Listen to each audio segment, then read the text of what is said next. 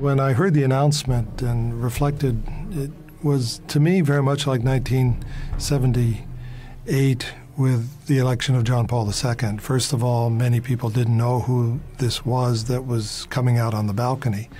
But as we think more about it, I believe there is a very strong parallel here.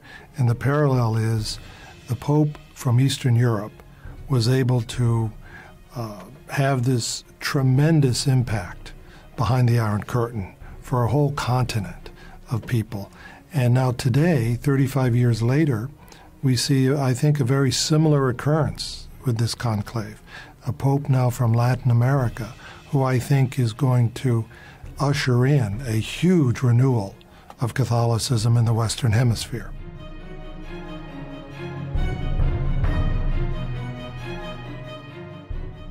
Pope John Paul II stood with the people against communist dictatorship in Eastern Europe.